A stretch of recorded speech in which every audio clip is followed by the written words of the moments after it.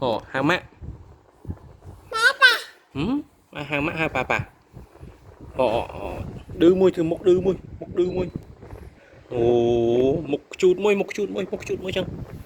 Chút, ủa một chút đấy đâu, Ủa một chút đấy đâu. Cắt hơi coi, cắt hơi coi. Cắt hơi coi. Không, cắt hơi coi môi. Cắt nó mốc sân. Ôi, cái thứ bạp ổn. Ôi, bây thứ bạp ổn. Chê nó mền. Kia như rằng kia khả ổn à. Kia. Hai chê nào. Có bài bên này con bài bên này. Sai môi, sai khăn môi. Sai môi này. Sao khăn môi. Con ơi. Papa môi chậm. Papa. Nè, phi rồi.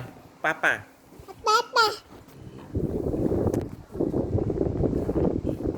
Ok nữa con. Cùng mà đạp mầm ạ. Thôi chơi ta đạp mầm ôn. Ta đạp mầm. Hai chơi ta con. Chết ta. Hai chơi ta. Chết ta. Nạ mầm ôn.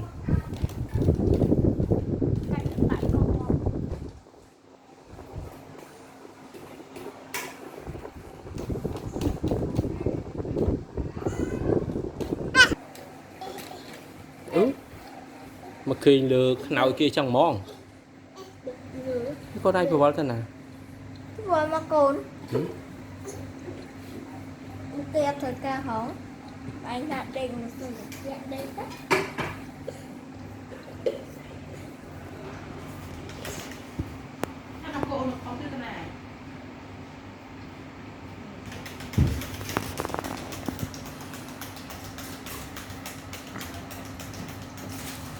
Lisa ơi.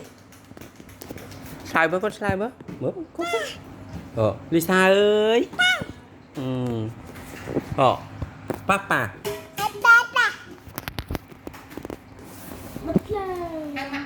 Mạ.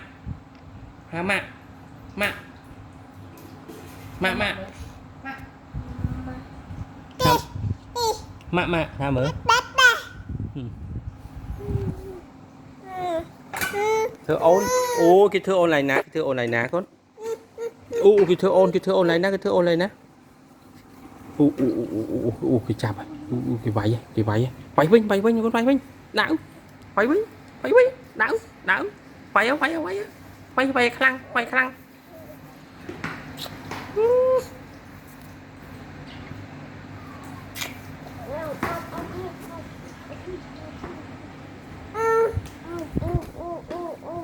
Khliệ bạn ơi, khliệ nghỉ ôn đây.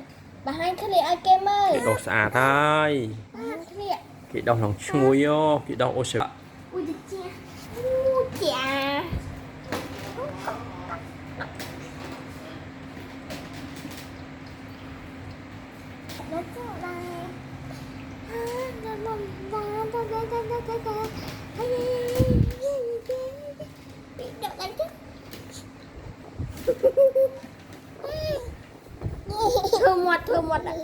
Thơ một đã camera. Thơ ít thơ một đã camera sẵn. Thơ sao đặt camera mùi. Sao thơ mấy